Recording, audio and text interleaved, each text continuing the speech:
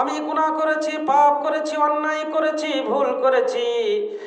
গভীর রাত্রিতে গরম বিছানা, লেপ কাঁথা ফেলে দিয়ে এসি ঘর, মার্বেল ঘর, সুন্দর পরিবেশে শুয়েছি গরম বিছানায়।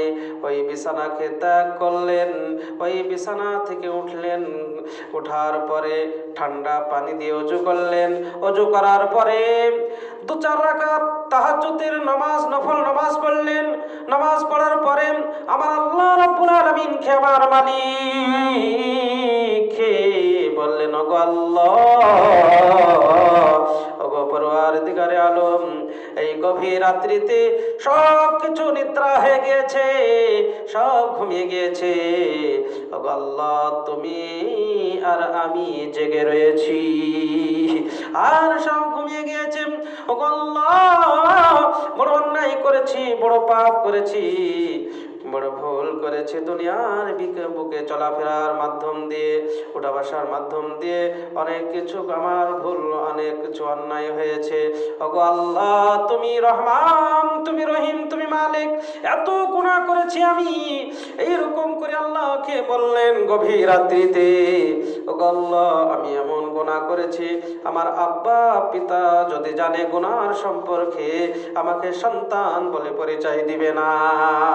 আমার যদি মা জানেন, কলিজার টুকরা সন্তান বলে পরিচয় দিবে না। আমার যদি বিবি গুনার সম্পর্ক জানে, আমার বিবি স্বামী বলে পরিচয় দিবে না। পাড়া প্রতিবেশী গ্রামবাসী আমার গুনার সম্পর্কে যদি জানে, আমাকে গ্রামের সন্তান বলে মানবে না। এইরকম করে আল্লাহকে, ওই আল্লাহ রাব্বুল আলামিনকে, ওই মালিককে ডাকলেন গভীর রাত্রিতে, ওগো আল্লাহ, ওগো পরওয়ারদিগারে আলম, ওগো মালিক, আমার জীবনের গুনাহগুলো আজকে তুমি ক্ষমা করে দাও।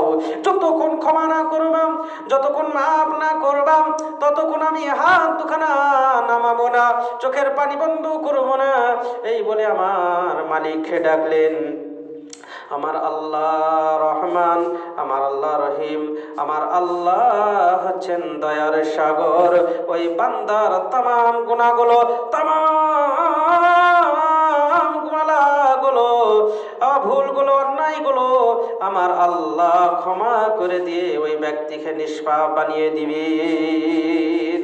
সেই জন্য আল্লাহর কাছে ক্ষমা চাইব আমরা, অন্য কারোর কাছে নাই। কারোর কাছে কোনো গাছতলায় নাই, কোনো বাসতলায় নাই, কোনো জায়গায় নাই, একমাত্র আল্লাহর কাছে ক্ষমা চাইব। ক্ষমা যদি চাইতে হয় আল্লাহর কাছে ক্ষমা চাইব।